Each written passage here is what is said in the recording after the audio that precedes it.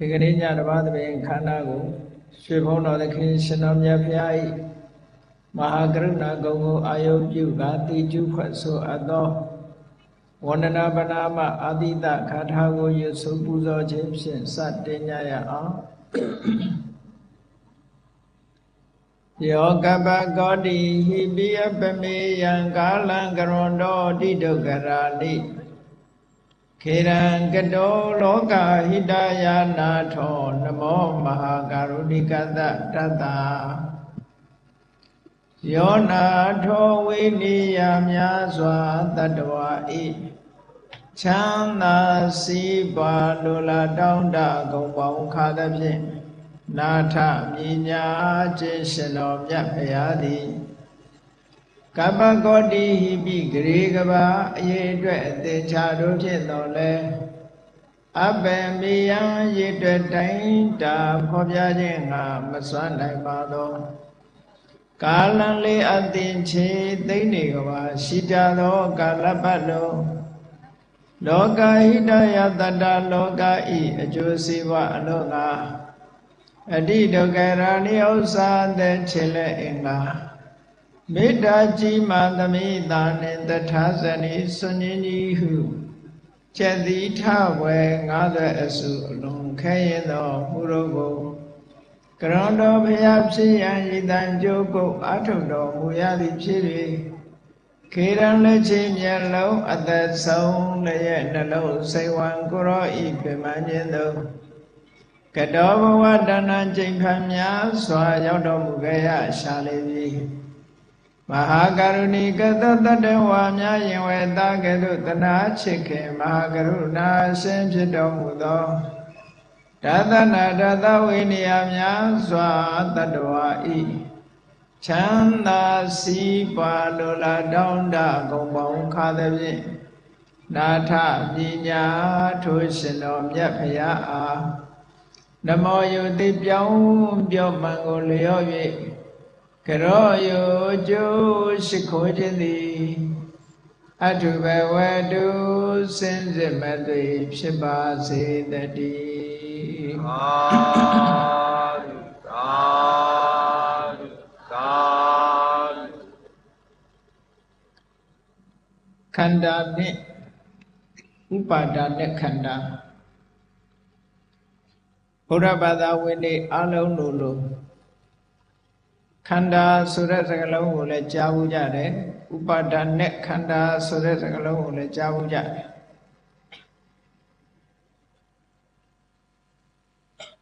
ဘာကြောင့်ခန္ဓာခေါ်တယ်လဲဘာကြောင့်ဥပါဒာနဲ့ခန္ဓာခေါ်တယ်လဲလို့မြတ်စွာဘုရားသာသနာတော်နဲ့ကြုံတွေ့တဲ့အချိန်လေးမှာသိရှိဖို့လိုအပ်တယ်ပေါ့အနည်းဆုံးဘုရားမြတ်စွာရဲ့တရားဒေသနာတော်တွေထဲမှာမြောက်များစွာပါရှိတဲ့ဒီခန္ဓာနဲ့ဥပါဒာနဲ့ခန္ဓာလို့ဒီတစ်ခုကိုကွဲကွဲပြားပြားသိဖို့လိုတယ်ခန္ဓာဆိုတဲ့စကားလုံးကဓမ္မလူမျိုးတွေကြားမှာအမြဲတမ်းရင်းနှီးနေတဲ့စကားလုံးတစ်ခုပဲဒုခန္ဓာကိုငါခန္ဓာကိုစသဖြင့်ခန္ဓာဆိုတဲ့စကားလုံးဟာပါဠိစကားလုံးဖြစ်တော်လည်းပဲမြန်မာလူတို့ရဲ့နှုတ်ဖြားမှာရှိနေသို့တော့ခန္ဓာဆိုတဲ့စကားလုံးရဲ့အဓိပ္ပာယ်ကဘာလဲလို့ဆိုလို့ရှိရင်အပေါင်းအစုဒီလိုအဓိပ္ပာယ်ရခန္ဓာဆိုတာအပေါင်းအစုသို့မဟုတ်အစုအဝေးသဘာဝချင်းတူညီတဲ့တရားတွေကိုစုပေါင်းထားတဲ့အစုကိုခန္ဓာလို့ဒီလိုပြောတယ်အဲ့တော့အပေါင်းစုစုဝေးကိုခန္ဓာလို့ရှင်းဥစွာဒီလိုမှတ်ရပေါ့ခန္ဓာဟာဘယ်နှမျိုးရှိတယ်လဲလို့ဆိုတဲ့အခါမှာရူပခန္ဓာဝေဒနာခန္ဓာသင်္ညေခန္ဓာသင်္ခါရခန္ဓာဝိညာဉ်ခန္ဓာလို့ခန္ဓာ၅ပါးဆိုတာလဲအလုံးကြားဖို့ကြတယ်သို့တော့ခန္ဓာ၅ပါးဆိုတာစာရဲပေထဲမှာလာတဲ့စာစကားပေစကားတွေပဲလို့ဒီလိုနှလုံးမသွင်းမဲ့နဲ့ ခန္ဓာဆိုတာတို့ရရှိထားတဲ့ဘဝလို့ခေါ်ရတဲ့အရာတစ်ခုပဲလို့ဆိုတာအားလုံးတတိထားကြဖို့လိုအပ်တယ်မှန်ပါပါဗျာအဲ့တော့ခန္ဓာဆိုတာအစုဝေးသဘောတူတဲ့သဘာဝတရားတွေကိုသဘောတူရာတူရာသဘာဝတရားတွေကိုစုထားတယ်လို့ဆိုကြတဲ့ကသဘောတူပေမဲ့လို့တစ်မျိုးတည်းတစ်ခုတည်းမဟုတ်ဘူးဆိုတာမတ္တမထင်ရှားဒါကြောင့်မို့လို့ဘယ်လိုပဲပုံနည်းနဲ့စုထားသလဲလို့ဆိုလို့ရှိရင်အတိတ်အနာဂတ်ပစ္စုပန်လို့ဆိုတဲ့အချိန်ခါဟာ၃မျိုးရှိတယ်ဆိုတာအတိတ်ဆိုဒီမှာပြီးခဲ့တဲ့အရာအနာဂတ်ဆိုတာမရောက်လာသေးမဖြစ်လာသေးတဲ့အရာပစ္စုပန်ဆိုတာအကြောင်းကိုဆွဲမိပြီးတော့ဖြစ်ပေါ်နေစေအရာတစ်ခုအဲ့ဒါလို့အတိတ်အနာဂတ်ပစ္စုပန်လို့၃မျိုးကွဲပြားနေပေမဲ့လို့သဘာဝချင်းတူနေသည့်အတွက်ကြောင့်အတိတ်ကဟာပဲဖြစ်ဖြစ်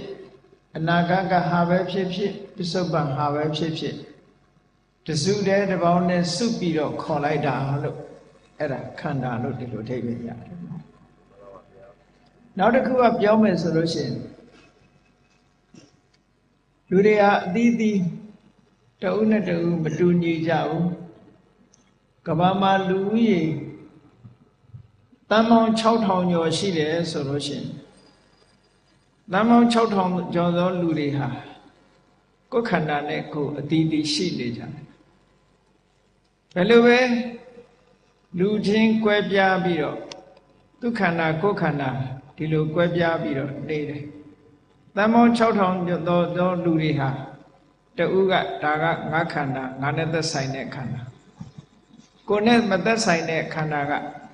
အပြင်ဘက်ခန္ဓာကိုယ်နဲ့သက်ဆိုင်တဲ့ခန္ဓာအစ္ဆတခန္ဓာအတွင်းခန္ဓာလို့အစ္ဆတနဲ့ဗဟိတနဲ့ဆိုပြီးတော့ဒီလိုကိုယ်မှာတိုက်ရိုက်ရှိတဲ့ခန္ဓာကတစ်ခုကိုယ်မှာမရှိဘူးသူတစ်ပါးမှာရှိတဲ့ခန္ဓာကတစ်ခုလို့ဒီလိုနှစ်စုပြုလိုက်တဲ့အခါမှာလည်းပဲသူခန္ဓာပဲဖြစ်ဖြစ်ကိုယ်ခန္ဓာပဲဖြစ်ဖြစ်အတွင်းပဲဖြစ်ဖြစ်အပြင်ပဲဖြစ်ဖြစ်ခန္ဓာဆိုတဲ့ဒီသဘာဝတရားတစ်ခုကတူတူပဲလို့အဲ့ဒီနှစ်ခုကိုလည်းစုလိုက်လို့ခန္ဓာလို့ခေါ်လိုက်တယ်ဆိုလိုတာကသူတဏ္ဍာမှာဖြစ်တဲ့တရားပဲဖြစ်ဖြစ်ကိုယ်တဏ္ဍာမှာဖြစ်တဲ့တရားပဲဖြစ်ဖြစ်ခန္ဓာဆိုတဲ့အစုအောက်မှာပါသွားတယ်ပေါ့နောက်တစ်ခုကျတော့အရည်အသွေးအဆင့်တန်းခြင်းဟာတူညီမှုမရှိဘူးပေါ့ဆိုပါစို့လူချင်းလဲနှိမ့်ကြတဲ့လူရှိတယ်ဆင့်မြင့်တဲ့လူရှိတယ်လူနဲ့တိရစ္ဆာန်ဆိုလို့ရှိရင်လည်းတိရစ္ဆာန်မှာလည်းဒီသဘာဝတရားတွေရှိနေတယ်လူတွေမှာလည်းသဘာဝတရားတွေရှိတယ်တခါလူတွေမှာသဘာဝတရားတွေရှိတယ်လို့နတ်တွေမြမာတွေမှာလည်းပဲဒီသဘာဝတရားတွေရှိတယ်အဲ့တော့လောကလူတွေကအဆင့်အနေနဲ့ပြောလိုက်တယ်အဆင့်နှိမ့်တယ်အဆင့်မြင့်တယ်လို့ခွဲခြားပြီးတော့ပြောတဲ့အခါမှာလည်းဒီသဘာဝတရားတွေဟာဘယ်လိုပဲအဆင့်ခွဲခြားသဘာဝအပြင်တူးနေတယ်လို့ပါဠိလိုပြောတဲ့အခါကျတော့ဟိနနဲ့ပဏိတညံ့နေတဲ့အရာပဲဖြစ်စေကောင်းတဲ့အရာပဲဖြစ်စေအောက်တန်းကြတဲ့အနေထားမှာပဲရှိတာဖြစ်စေထက်တန်းကြတဲ့အနေထားမှာပဲရှိတာဖြစ်စေသဘာဝအနေနဲ့တူတူပဲလို့ဒီလိုနှမျိုးကိုလည်းစုလိုက်တယ်ဒါကြောင့်မလို့ခန္ဓာလို့ခေါ်တာဟောနောက်တစ်ခုကခန္ဓာဆိုတဲ့သဘာဝတရားတွေမှာတိတာမြင်တာတဲ့ဟာရှိတယ်တိဖို့မြင်ဖို့ခက်ခဲတယ်ဆိုတာလည်းရှိတယ်တိတာမြင်တာတဲ့ခန္ဓာကိုဩလာရိကလို့ခေါ်တယ်တိဖို့နည်းနည်းခက်ခဲတယ်တိမ်မွေ့တယ်တိမ်မြုပ်တယ်ဆိုလို့ရှိရင်ဒုက္ခမလို့ခေါ်တယ်ဩ အဲ့ဒါလို့အည်သွေးနှမျိုးကွဲပြားနေတော့လည်းပဲသဘာဝတရားတွေဟာဒူဒူပဲလို့ဆိုတဲ့ရှုထောင့်ကကြည့်ပြီးတော့စုလိုက်တာအဲ့ဒီအစုကိုလည်းပဲခန္ဓာလို့ပဲခေါ်တာအဲ့ဒီသိတာမြင်တာနဲ့ပတ်သက်လာပြီးသိတာမြင်တာအတိခက်တာအမြင်ခက်တာနဲ့ပတ်သက်ပြီးတော့ပဲပြောလို့လည်းရတယ်အနေအထားအကွာအဝေးနဲ့လည်းပြောလို့ရတယ်အဲ့ဒီမှာသိတာတဲ့သဘာဝတရားဆိုလို့ရှိရင်ကိုယ်နဲ့နီးလို့အနီးလို့ပြောတယ်တန်တိကေတဲ့အနီးလို့ပြောတယ်အတိခက်တဲ့ဟာဆိုရင်ကိုယ်နဲ့ကွာလှမ်းနေသည့်အတွက်ကြောင့်ဒူတွေအဝေးလို့ပြောတယ်နောက်တတိယအဖြစ်ကိုယ်နဲ့လက်လန်းမီလောက်အောင်ကိုယ်အနီးမှာရှိနေလို့ရှိရင်လည်းတန်တိကေပဲလက်လန်းမီတဲ့သဘာဝတရားတွေရှိတယ်လို့လက်လန်းမမီအောင်အဝေးမှာရှိနေတဲ့သဘာဝတရားတွေလည်းရှိအဲ့ဒါလို့အဝေးအနီးနှမျိုးကွဲပြားနေတော့လေဒီသဘာဝတရားတွေဟာတူတူပဲလို့ဆိုပြီးတော့စုလိုက်တယ်ဒီနှမျိုးရှုတော့ကလည်းစုလိုက်တဲ့အခါမှာအစုအဝေးတစ်ခုဖြစ်တယ်ဒါကိုလည်းခန္ဓာလို့ပဲခေါ်လိုက်တာအဲ့တော့ခန္ဓာဆိုတဲ့သဘောတရားဟာရှုထောင့်7မျိုးနဲ့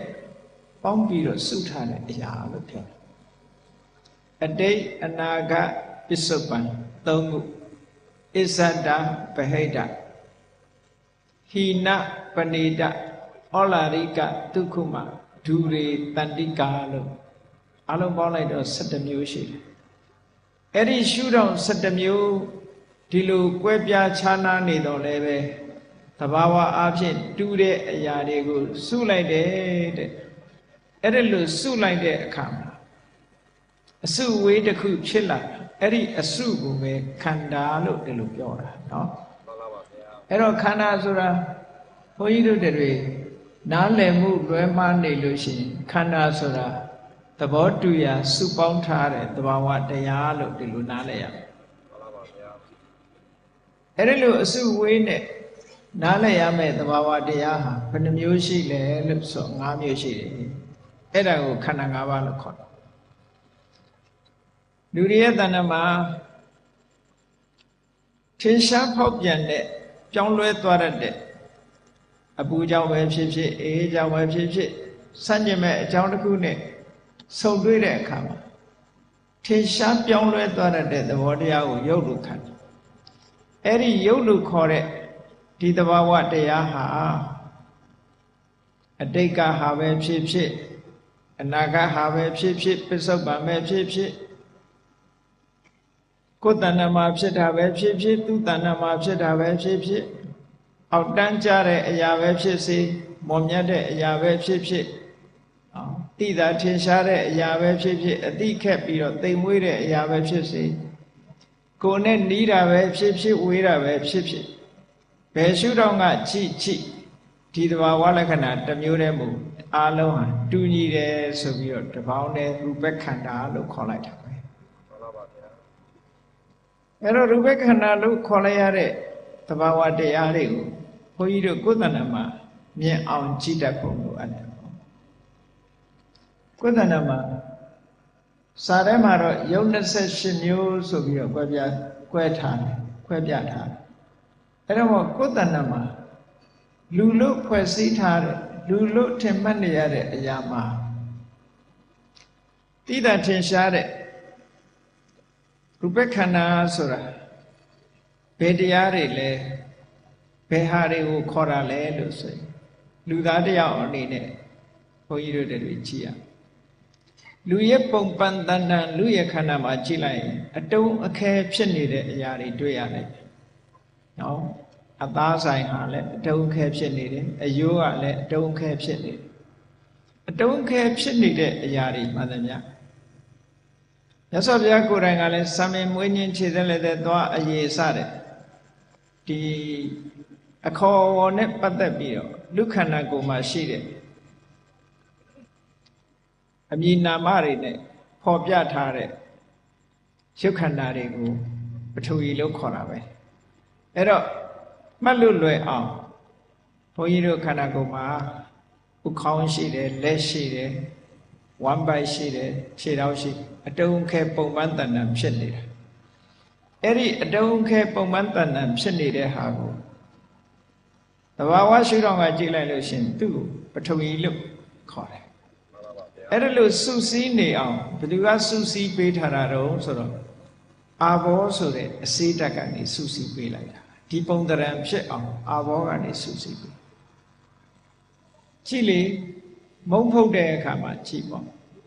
ပေါင်မုံပဲဖြစ်ဖြစ်ကိတ်မုံပဲဖြစ်ဖြစ်မဖုတ်ခင်ကဂျုံမှုတ်ပဲသူကအဲ့ဒီဂျုံမှုတ်ကိုရေလေးဖြူပြီးတော့ဖြန်းပြီးတော့လှုပ်လိုက်တဲ့အခါကျတော့အလုံးလေးအခဲလေးဖြစ်လာတယ်အဲ့ဒီလိုအလုံးလေးအခဲလေးဖြစ်အောင်ဘယ်သူကစုပေးတာတော့ဆိုအာဘောဆိုတဲ့အစိတက်ကစုလိုက်တာဟောကြည့်လိုက်တဲ့အခါအတုံးအခဲဖြစ်နေတာကပထဝီဒီလိုစုပေးလိုက်တဲ့အစိတက်တွေကစုစည်းတတ်တဲ့သဘောကအာဘောအဲ့ဒါလို့တုံးခဲဖြစ်လာတဲ့အရာဟာ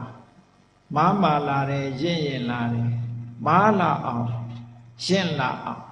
အဖိအနှိတ်ခံနိုင်အောင်ဖြစ်လာတာဘယ်သူကလှုပ်ပေးတာတော့ဆိုတေဇောကနေလှုပ်ပေး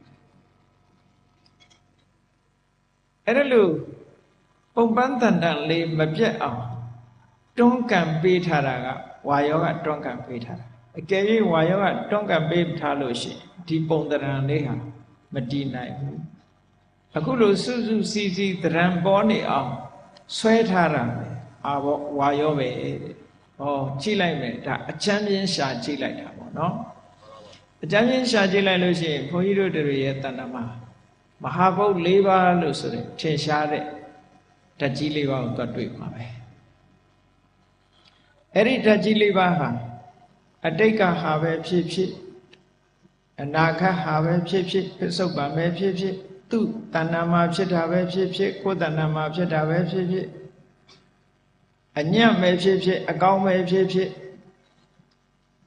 သိတာထင်ရှားတဲ့ဟာပဲဖြစ်ဖြစ်မသိတာပဲမသိတာမထင်ရှားတာပဲဖြစ်ဖြစ်အနီးမှာရှိတာပဲဖြစ်ဖြစ်အဝေးမှာရှိတာပဲဖြစ်ဖြစ်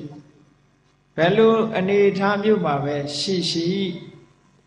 သဘာဝချင်းတူသည့်အတွက်ကြောင့်ရူပခန္ဓာလို့ဒီလိုပေါင်းခေါ်လိုက်တာအဲ့တော့ဘုန်းကြီးတို့တွေရဲ့တဏ္ဍမှာရနေတဲ့ခန္ဓာဟာအခုလို့ရူပခန္ဓာဆိုတာသိချာဒီခန္ဓာရတယ်အဲ့ဒီယုတ်တရားတွေပေါ်မှာမိတီပြီးတော့ဓာတ်ကြီး၄ပါးပေါ်မှာမိတီပြီးတော့ဓာတ်ကြီး၄ပါးမရှိရင်ယတ္တိနိုင်ခွင့်မရှိဘူးဓာတ်ကြီး၄ပါးပေါ်မှာမိတီပြီးတော့နေတဲ့ဟာကြည့်ဓာတ်ကြီး၄ပါးကပုံတရံဆောင်ထားတဲ့အခါမှာမျက်စိနဲ့မြင်ရတဲ့အဆင်းဆိုတာရှိတယ်နှာခေါင်းနဲ့နမ်းလို့ရတဲ့အနတ်ဆိုတာရှိတယ်လျှာနဲ့ရက်လို့သိရတဲ့အရာသာဆိုတာရှိတယ်ဒီပေါ်မှာရှိလာတယ်တခါတခြားယုတ်အသစ်တွေကိုထုတ်လုပ်ပေးတတ်တဲ့ဩဇာဓာတ်ဆိုတာရှိလာတယ်မဟာဘုတ်ဆိုတဲ့ဓာတ်ကြီး၄ပါးကိုအမိပြုပြီးတော့အစင်းနဲ့အနံ့နဲ့အရသာတဲ့ဩဇာတဲ့ဒီ၄ခုထပ်ပြီးတော့ထည့်လိုက်လို့ရှိရင်၈ခုဖြစ်သွားအဲ့ဒီ၈ခုဟာဘယ်နေရာမှာပဲကြည့်ကြည့်ရုပ်မှန်သမျှဟောဒီ၈ခုနဲ့ဖွဲ့စည်းထားတာအဲ့ဒီ၈ခုတစ်ခုစီတစ်ခုစီခွဲစိတ်ပြီးတော့ပြစ်လိုက်မယ်ဆိုလို့ရှိရင်ရုပ်လို့ခေါ်စရာအကြောင်းတစ်ခုမှမရှိတော့တစ်ခုစီကိုတော့ရုပ်လို့ခေါ်လို့မရဘူးတစ်ခုစီဆိုလို့ရှိရင်ရုပ်လို့ပြောစရာမရှိတော့ဘူးအားလုံးစုလိုက်တဲ့အခါကျတော့မှရုပ်လို့ပြောလို့ရတယ်ဒါကြောင့်မို့သူတို့ကိုအဝိနိဘောကရုပ်လို့ခေါ်တာခွဲခြားစိတ်ဖြာလို့မရတဲ့ဟာခွဲခြားစိတ်ဖြာလိုက်တဲ့တပြိုင်နဲ့သူတို့ရဲ့အသင်္တရနေဟာပျောက်ကွယ်ပြီးတော့သွားနိုင်တယ်အကြီးအသွေးတွေပျောက်သွားနိုင်တယ်လို့ဒီလိုပြောတယ်ဒါကသက်မဲ့ယုတ်တွေမှာအခုလို့၈ခုနဲ့ဖွဲ့စည်းတာသက်ရှိလူတဏ္ဍန်ကြတော့ဘာတစ်ခုပိုးလာတော့ဆိုရင်အဲ့ဒီယုတ်တွေရဲ့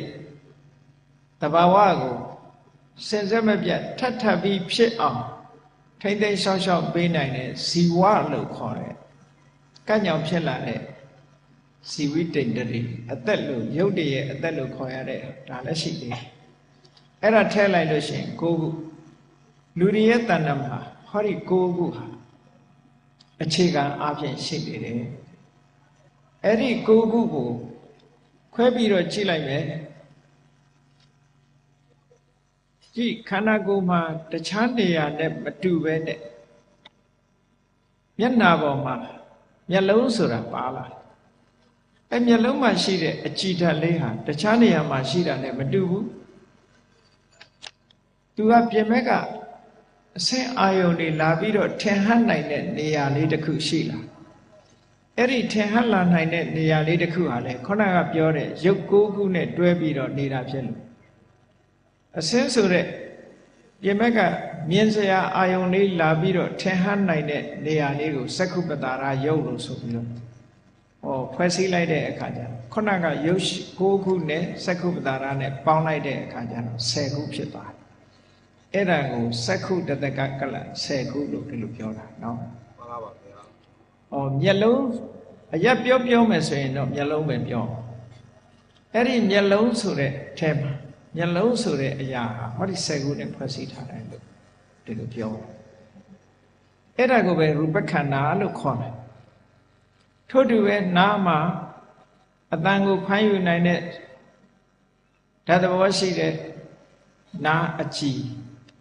နှာခေါင်းမှာလည်းပဲအနံ့ကိုဖမ်းယူနိုင်တဲ့ဓာတ်သဘောရှိတဲ့နှာခေါင်းအကြည်လျှာမှာလည်းပဲအရသာကိုဖမ်းယူနိုင်တဲ့လျှာအကြည်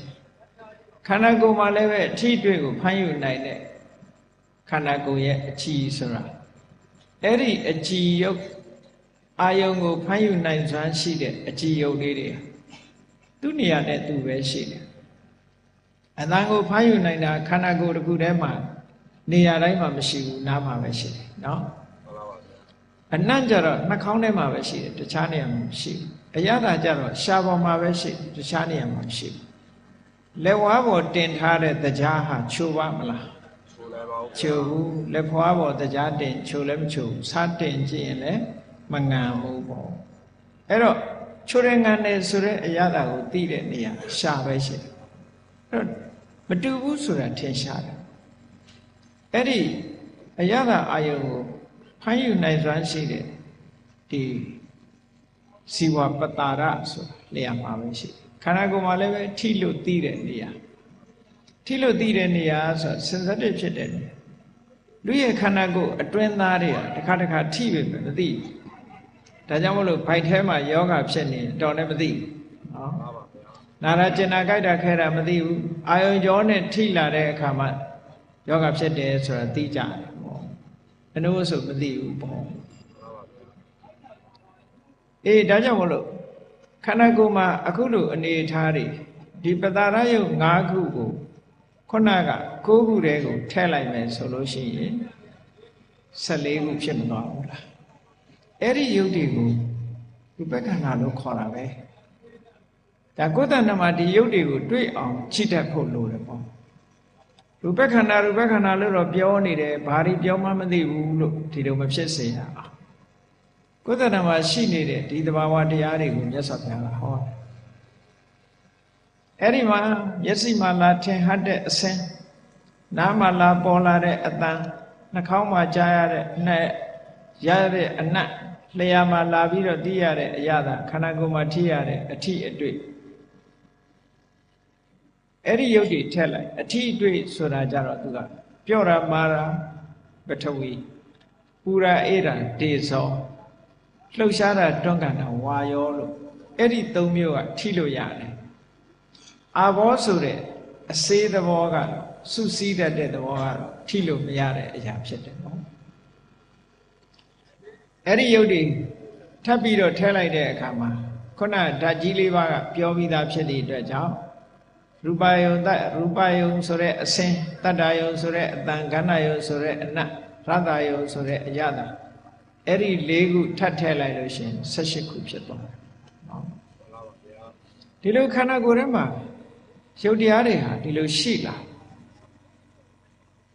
ထပ်ပြီးတော့ဒီလိုရှိလာတယ်နောက်တစ်ခါဇီဝိတယုတ်ဆိုတာရှိလာတယ်နောက်တစ်ခါအမျိုးသမီးတွေမှာအခြေခံဖြစ်တဲ့အဋ္ဌိဘာဝယုတ်အမျိုးသားတွေရဲ့အခြေခံဖြစ်တဲ့ပုံဘာဝယုတ်ဆိုတာ ဒီယုတ်တွေရှိတယ်ဆိုတာဘလို့ကြောင့်သိရတယ်လဲဆိုရင်အမျိုးသားနဲ့အမျိုးသမီးအတန်ချင်းမတူဘူးသွားရလာရချင်းမတူဘူးနေရထိုင်တာချင်းမတူဘူးဆိုရင်ဒီမတူညီမှုတွေကိုဘယ်သူကဖြစ်စေတာတော့ဆိုတော့အဲ့ဒီအခြေခံယုတ်ကြောင့်ဖြစ်တာအဲ့ဒါလည်းပဲယုတ်တစ်ခုအနေနဲ့ရှိတယ်နောက်အာဟာရယုတ်ကိုလည်းထည့်လိုက်မယ်အားလုံးပေါင်းလိုက်တဲ့အခါကျတော့ယုတ်18ခုရတယ်အဲ့ဒီယုတ်18ခုကနေပြီးတော့ဆင့်ပွားလာတဲ့တခြားယုတ်10ခုနဲ့ပေါင်းလိုက်တဲ့အခါကျတော့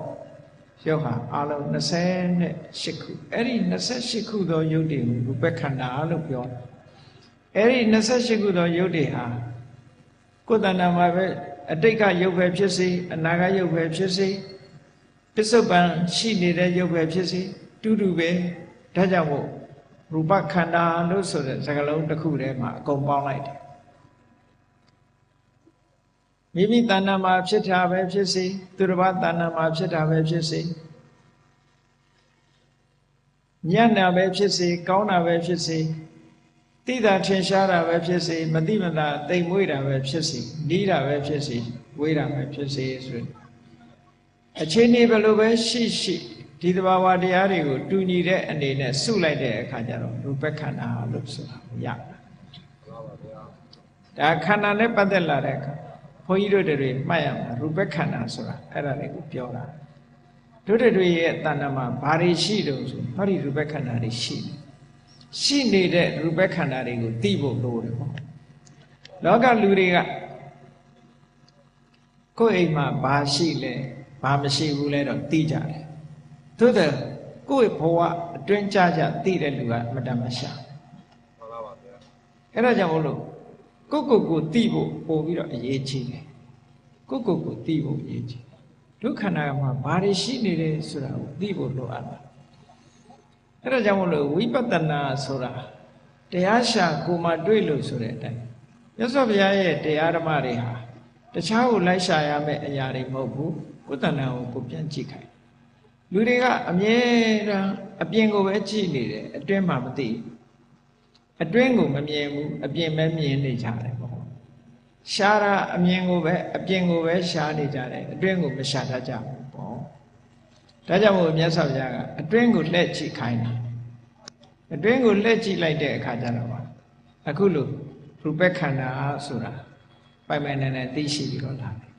စုဝေးထားနောက်တစ်ခါထို့တူပဲဒါကရုပ်တဘာဝတရားအဲ့ဒီရုပ်တဘာဝတရားပေါ်မှာမှီပြီးတော့ဘုန်းကြီးတို့တွေရဲ့တဏ္ဍာမှာဘာတွေဖြစ်နိုင်သေးလဲလို့ဆိုကြော်ပြီးတော့ပြောလိုက်မယ်ဆိုရင်ဝိညာဉ်နဲ့ခန္ဓာအသိစိတ်ကလေးရှိ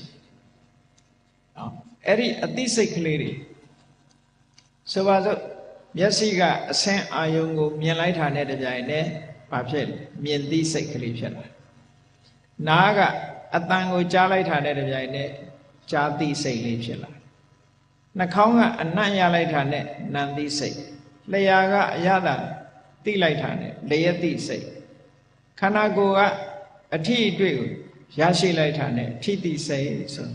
ဟောဒီစိတ်ကလေးတွေဖြစ်တခါစိတ်ကနေအာယုံပြုတ်လိုက်တာနဲ့အာယုံပြုတ်တဲ့စိတ်ဆိုပြီးတော့ဟောဒီစိတ်ကလေးတွေပေါ်လာအဲ့ဒီစိတ်ကလေးတွေဟာအတိတ်ခစိတ်ပဲဖြစ်စေအနာဂတ်စိတ်ပဲဖြစ်စေပစ္စုပန်စိတ်ပဲဖြစ်စေကိုယ်တဏ္ဍာနဲ့ပတ်သက်တာပဲဖြစ်စေသူတဏ္ဍာနဲ့ပတ်သက်တာပဲဖြစ်စေညံ့တဲ့စိတ်ပဲဖြစ်စေကောင်းတဲ့စိတ်ပဲဖြစ်စေသိတာထင်ရှားတဲ့စိတ်ပဲဖြစ်စေမသိတာတဲ့စိတ်ပဲဖြစ်စေအနည်းပဲဖြစ်စေအဝေးပဲဖြစ်စေအဲ့ဒါတွေစိတ်တွေအားလုံးကိုပေါင်းပြီးတော့ဝိညာဉ်နဲ့ခန္ဓာလို့ဒီလိုပြောတာနော်ဟုတ်ပါဗျာအသိစိတ်ဟာသဘာဝချင်းဟာတူးနေသည့်အတွက်ကြောင့်ဝိညာဉ်နဲ့ခန္ဓာလို့ဒီလိုသတ်မှတ်လိုက်တယ်အဲ့ဒီဝိညာဉ်နဲ့ခန္ဓာနဲ့ဘာတွေရှင်တွဲလာတာတုံးလို့ဆိုတော့အသိစိတ်လေးပေါ်လာတဲ့အခါမှာအာယုံပေါ်မှာခံစားတဲ့သဘောတရားလေးတွေပေါ်လာတယ်ခံစားတဲ့သဘောတရားဆိုကိုကြိုက်တာလေးတွေ့လို့ရှိရင်ပျော်တယ်သဘောကျတယ်ကိုမကြိုက်တာတွေ့ရင်မပျော်ဘူးသဘောမကျဘူးခံစားမှုတွေပေါ်လာတယ်အဲ့ဒီခံစားမှုလေးတွေဘယ်တော့ကခံစားခဲ့တာပဲဖြစ်ဖြစ်ခံစားမှုဆိုတာတူတူပဲဖြစ်သည့်အတွက်ကြောင့်ဝေဒနာခန္ဓာလို့စုလိုက် ဝေဒနာဆိုတဲ့အစုခံစားမှုအစုကိုဒီလိုယူဆဟောနောက်တစ်ဖန်အာယုန်နဲ့တွေ့လိုက်တဲ့အခါမှာခံစားယုံတတ်တဲ့မဟုတ်ဘူးအာယုန်ကိုမြင်တစ်ခါမျက်စိကမြင်လိုက်တဲ့အာယုန်ကိုလည်းစိတ်ကမှတ်လိုက်တယ်မှတ်လိုက်တော့နောက်တစ်ခါတွေ့တဲ့အခါသိပြန်တယ်ပေါ့ဥပမာပထမဆုံးပန်းမွင့်လေးကိုမြင်လိုက်တယ်ပန်းလို့မှတ်ထားလိုက်ရင်နောက်တစ်ခါကျတော့ပြန်မသိဘူးလားသိပါဘူးမှတ်ထားလို့သိတာနော်လူဆိုလို့ရှိရင်လည်းတစ်ခါတွေ့ထားပြီးသူကမှတ်လိုက်တယ်တခုနဲ့မှတ်လိုက်တယ်ဒီလူရဲ့အရကအရအမောင်းကဘယ်လိုရှိတယ်အသားရောင်ကဘယ်လိုရှိတယ်ပိန်တယ်ဝတယ်တခုသူမှတ်လိုက်တာအဲ့ဒါလို့မှတ်ထားတဲ့ဟာတစ်ခါတစ်ခါကျတော့ပြောင်းသွားရင်မျက်စိလဲသွားတာလည်းရှိတယ်ဒီဒါကြောင့်မို့လို့အာယုန်နဲ့တွေ့တိုင်းမြင်တဲ့အာယုန်ပဲဖြစ်စေကြားတဲ့အတန်ပဲဖြစ်စေအနံ့ကိုပဲဖြစ်စေအရသာကိုပဲဖြစ်စေခန္ဓာကိုယ်ရဲ့အထီးတွေ့ကိုပဲဖြစ်စေစိတ်ကူးစိတ်တန်းကိုပဲဖြစ်စေမှတ်လိုက်တဲ့သဘောလေးဟာဘုန်းကြီးတို့တွေရဲ့စိတ်ထဲမှာရှိတယ်အဲ့ဒီမှတ်လိုက်တဲ့သဘောလေးကိုစုပြီးတော့မှတ်လိုက်တဲ့သဘောဟာတူတူပဲဘယ်တော့ပဲမှတ်တာပဲဖြစ်ဖြစ်အတိတ်ကမှတ်တာပဲဖြစ်ဖြစ်အနာကမှတ်တာပဲဖြစ်ဖြစ်ပစ္စုပန်မှတ်တာပဲဖြစ်ဖြစ်မှတ်တာတွေအလုံးကိုစုပြီးတော့ကြည့်လိုက်တဲ့အခါမှာတင်ညက်ခန္ဓာလို့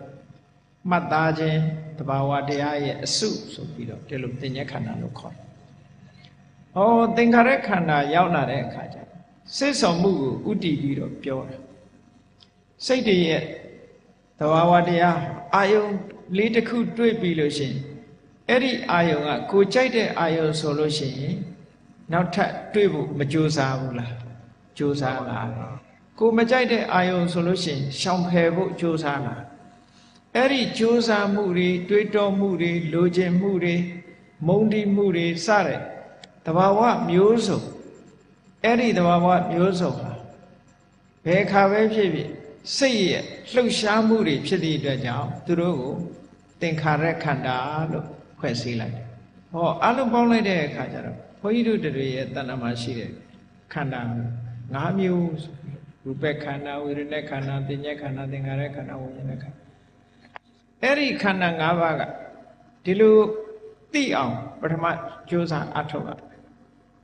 ဝိပဿနာတရားကိုအထုတ်ပြီးအသိဉာဏ်ရအောင်လေ့ကျင့်ပြီဆိုရင်ဟောဒီခန္ဓာနဲ့ပဲလေ့ကျင့်ရတခြားဟာနဲ့လေ့ကျင့်ရမှာမဟုတ်ဘူးရုပ်ခန္ဓာနဲ့လေ့ကျင့်လို့ရတယ်ဝေဒနာခန္ဓာနဲ့လေ့ကျင့်လို့ရတယ်သင်္ညက်ခန္ဓာနဲ့လေ့ကျင့်လို့ရတယ်သင်္ခါရခန္ဓာဝိညာဉ်နဲ့ခန္ဓာတို့နဲ့လေ့ကျင့်လို့ရတယ်ပေါ့အဲ့ဒီလေ့ကျင့်ခဲ့တာကိုပဲနာမည်တစ်မျိုးနဲ့ပြောမယ်ဆိုရင်ရုပ်ခန္ဓာနဲ့လေ့ကျင့်တာကိုကာယ ानु ပတနာတတိပဋ္ဌာန်လို့ခေါ်တာပဲဝေဒနာခန္ဓာနဲ့လေ့ကျင့်တာကိုဝေဒနာ ानु ပတနာလို့ခေါ်တာပဲအေးသင်္ခါရခန္ဓာသင်္ညက်ခန္ဓာသင်္ခါရခန္ဓာတို့နဲ့လေ့ကျင့်တာကြတော့ဓမ္မာနုပဒနာလို့ခေါ်ပြီးတော့ဝိညာဉ်နဲ့ခန္ဓာနဲ့လေ့ကျင့်တာကြတော့စိတ်တ ानु ပဒနာလို့ခေါ်တာဟောတရားအထုတ်ပြီဆိုလို့ရှိရင်ဒီအာယုန်တွေကလွဲပြီးတခြားရှုเสียဘာမှမရှိဘူးဟောဒီခန္ဓာ၅ပါးကိုရှုချရခန္ဓာ၅ပါးကိုသိတဲ့ဉာဏ်ဟာအမြဲတမ်းတန်ဖိုးရှိတဲ့ဉာဏ်ပဲဖျားမပွင့်ရင်ဒီဉာဏ်တွေကိုရနိုင်စွာမရှိဘူးဒါကြောင့်မို့ဘုန်းကြီးတို့တွေအတိဉာဏ်တွေတိုးတက်လာအောင်ကြိုးစားအထောက်ကြရတယ်မှန်ပါပါဗျာအဲ့ဒီအစုဝေးတွေအားလုံးကိုခန္ဓာလို့ပြောတာနော်ခန္ဓာနဲ့သုံးနေတာအဲ့ဒါပြောကဲဒါဖြင့်ဥပါဒณะခန္ဓာဆိုတာဘာပြောတာလဲဆိုတော့ခန္ဓာဆိုတာရှိသမျှသဘာဝတရားတွေကိုစုစည်းပြီးတော့ဖော်ပြတဲ့အနေနဲ့မြတ်စွာဘုရားဟောလိုက်တာဥပါဒณะခန္ဓာကြတော့ဥပါဒณะအနေနဲ့တဏှာဒိဋ္ဌိရဲ့ဆွဲလန်းတဲ့ခန္ဓာမျိုးကြတော့မှဥပါဒณะခန္ဓာတဏှာကဆွဲလန်းတဲ့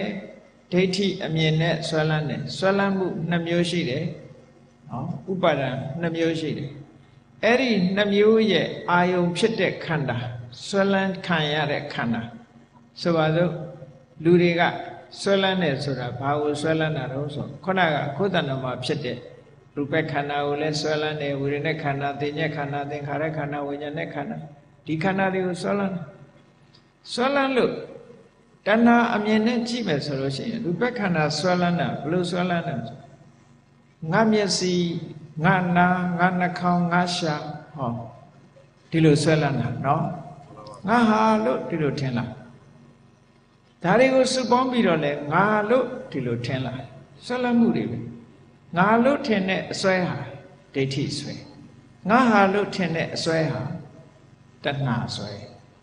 အဲ့ဒီလိုအစွဲတစ်ခုနဲ့ဆွဲလာတဲ့ခန္ဓာဟာဒီအာတဝတရားတွေရဲ့အာတဝတွေရဲ့အာယုံဖြစ်တယ်ဟောဒီတဏှာဒိဋ္ဌိတို့နဲ့ဆွဲလို့ရတဲ့ခန္ဓာကိုကြတော့ဥပါဒณะခန္ဓာလို့ခေါ်တယ်အဲ့ဒီဥပါဒณะခန္ဓာဆိုတဲ့ထဲမှာ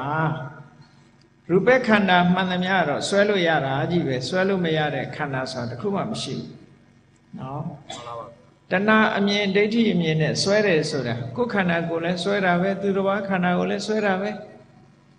ကိုယ်ခန္ဓာကိုလည်းကြိုက်နှိမ့်သက်တယ်သူများခန္ဓာကိုလည်းကြိုက်နှိမ့်သက်တယ်တဏှာအမြင်နဲ့လိုချင်တယ်တောင်းတတယ်အဲ့ဒါလို့တင့်တယ်တယ်လို့ထင်တယ်ဟောဒီအစွဲတွေရှိတာရှိပဲကောင်းတယ်အဲ့တော့ယုတ်ခန္ဓာနဲ့ဒီယုတ်တတအလုံးကိုခြုံပြီးတော့ပြောတဲ့အခါမှာရူပခန္ဓာနောက်တစ်ခုဆွဲလန်းတာနဲ့ပတ်သက်ပြီးတော့ပြောတဲ့အခါကျတော့ရူပပါဒณะခန္ဓာရူပဥပါဒณะခန္ဓာလို့ဒီလိုခေါ်တယ်ရှုံးမှန်သမျှဟာဥပါဒณะခန္ဓာအကြည့်ပဲလို့ပဲဒီလိုမှတ်ရဘယ်သူယုတ်ပဲဖြစ်ဖြစ်တချို့ကထင်တယ်ယဟန္တာပုဂ္ဂိုလ်ရဲ့ယုတ်တို့ဘုရားရဲ့ယုတ်တို့ဟာဘုရားကိုယ်တိုင်ကတော့မဆွဲလန်းမှုပေါ့သူများကဆွဲလန်းတာရှိတယ်လေမြတ်စွာဘုရားရဲ့ယုတ်အစဉ်ကိုသူများဆွဲလန်းတယ်ဘုရားမှာတော့ဆွဲလန်းတဲ့ဥပါဒ်မရှိဘူးသို့တော့အဆွဲလန်းခံရတာမရှိဘူးလားရှိတယ်ယဟန္တာပုဂ္ဂိုလ်ရဲ့ယုတ်တွေလည်းအဆွဲလန်းခံရတယ်ရှင်ကစီမထေရဆိုလို့ရှိရင်သူ့ရဲ့ယုတ်ရည်ရူပကာယကအမတ္တမချောမောလှပတော့ဟိုသောရေယတထေသာကကြည့်လေဒီကိုယ်တော်ကြီးကြည့်လိုက်ရတာချောလိုက်တာဘယ်လိုသွားတွေးမိတော့ဆိုရင်ဒီကိုယ်တော်ကြီးဟာအမျိုးသမီးဖြစ်ပြီးတော့ငါအိမ်တော်ပဲဖြစ်ရင်ကောင်းမှာပဲလို့တောင်သွားတွေးတာလေဒါယဟနာယုတ်ကိုသွားတွေးတာပဲပေါ့မှန်ပါပါဗျာဟောနောက်တစ်ခါကြည့်လေဥပ္ပလဝဏ္ဏထေရီမဆိုတာအလွန်ချောတယ်သူကတထေသမီးသိချောတယ်သိချောတော့လိုချင်တဲ့လူတွေကများအဲ့ဒါကြောင့်မို့လို့အမေဖေတွေကငါသမီးခုခေတ်လိုပြောတော့မတိလရှင်ပဲဝတ်ပြီးတော့နော်မတိလရှင်ဝတ်ဖို့အဲ့ဒီခေတ်ကတော့ဘိက္ခုနီဝတ်ခိုင်းလိုက်တာဟောအဲ့လိုဘိက္ခုနီဝတ်လိုက်တဲ့အခါမှာသူ့ပေါ်မှာဆွဲလန်းနေတဲ့ပုဂ္ဂိုလ်တွေကရှိနေတာနောက်ဆုံးမှသူကယဟန္တာမကြီးဖြစ်သွားပြီတောထဲမှာနေတယ်အန္တဝနာဆိုတဲ့တောထဲမှာသွားပြီးတော့နေလေနေတယ်သူနဲ့ဒီမောင်နှမဝမ်းခွဲတော်တဲ့လူငယ်တယောက်ကသူ့ပေါ်မှာတဏ္ဍမဲ့ဖြစ်ပြီးတော့တနေ့ကိုသူ့ကိုမရအရာကြံစည်ခဲ့ဘူးတဲ့ကိစ္စတွေပေါ်လာခဲ့ဘူးတဲ့မဟုတ်ဒါယန္တာပုဂ္ဂိုလ်ရဲ့ခန္ဓာကိုယ်ကိုပုရုဇဉ်တွေကဆွဲလန်းပုံကိုပြောပြတာနော်မှန်ပါပါဗျာအဲ့ဒါကြောင့်မလို့ယုတ်ခန္ဓာကိုယ်ဆိုတာဥပါဒณะခန္ဓာတွေပဲတဲ့အခုလို့တဏှာနဲ့ငါဟာလို့ဆွဲတယ်ဒိဋ္ဌိနဲ့ငါလို့ဆွဲတယ်အဲ့ဒီဆွဲလန်းမှုတွေခံရတဲ့အာယုံရူအစင်းအာယုံတွေရုပ်တွေဟာဒါရူပပါဒณะခန္ဓာရူပဥပါဒณะခန္ဓာလို့ဒီလိုပြောဝေဒနာကြတော့ဆွဲလန်းလို့ရတဲ့ဝေဒနာရှိတယ်ဆွဲလို့မရတဲ့ဝေဒနာရှိတယ်တင်ညာကလည်းဆွဲလန်းလို့ရတဲ့တင်ညာရှိတယ်ဆွဲလန်းလို့မရတဲ့တင်ညာရှိတယ်သင်္ခါရကလည်းဆွဲလန်းလို့ရတဲ့သင်္ခါရရှိတယ်ဆွဲလန်းလို့မရတဲ့ဟာရှိဝိညာဉ်နဲ့ခန္ဓာလည်းဆွဲလန်းလို့ရတာရှိတယ်ဆွဲလန်းလို့မရတာရှိတယ်ဘယ်ဟာတွေကဆွဲလန်းလို့မရတယ်လဲလို့ဆိုလို့ရှိရင်လောကုတ္တရာမက်စိတ်လို့ခေါ်တဲ့ဖို့စိတ်လို့ဆိုတဲ့ဝိညာဉ်နဲ့ခန္ဓာဒီတဏှာနဲ့ဆွဲလို့မရတဲ့ဟာဘာဖြစ်လို့လဲဆိုတော့တဏှာအကြိုက်မှမဟုတ်တာဟုတ်တဏှာကိုပယ်တတ်တဲ့တရားဆိုတော့တဏှာကသူ့အနာကိုမကတ်နိုင်ဘူးသူလိုချင်တဲ့ဟာမဟုတ်ဘူးမဟုတ်သည့်အတွက်ကြောင့်ဆွဲလန်းမှုမရှိဘူးသူကလောကုတ္တရာလောကအပြင်ဘက်ကိုရောက်သွားလောကကိုကြော်တက်သွားဘာနဲ့ဥပမာပေးထားတော့ဆိုလို့ရှိရင်ကြည့်လေရင်ကောင်းဆိုတာဘ တရားသီးမဲ့မဲ့ဝင်းဝင်းဆိုလို့ရှိရင်ရင်ကောင်ကြီးတွေလာမနာဘူးလားနားပါတယ်နားတယ်ကောင်းပြီအဲ့ဒီတရားသီးနဲ့တူအောင်လုပ်ပြီးတော့တန်ကိုမီးဖုတ်ထားလို့ရှိရင်အဲ့ဒီမီးဖုတ်ထားတဲ့တန်ရဲရဲကြီးကိုလာနားရလားနားပါဘူးနားနိုင်ဘူးတန်ပေါ်မှာမနားရဲဘူးအဲ့ဒါလိုပဲဒီသူနဲ့အမတန်မှအလန့်กว่าတဏှာဒိဋ္ဌိရဲ့အာယုံမဖြစ်ဘူးလောကုတ္တရာစိတ်တွေမှာတဏှာဒိဋ္ဌိရဲ့အာယုံမဖြစ်နိုင်ဘူးကိုမရသည့်အတွက်ကြောင့်လည်းမဆွဲလန်းဘူးအမတန်မှအရှိန်အဝါကြီးသည့်အတွက်ကြောင့်လည်းမဆွဲလန်းဘူး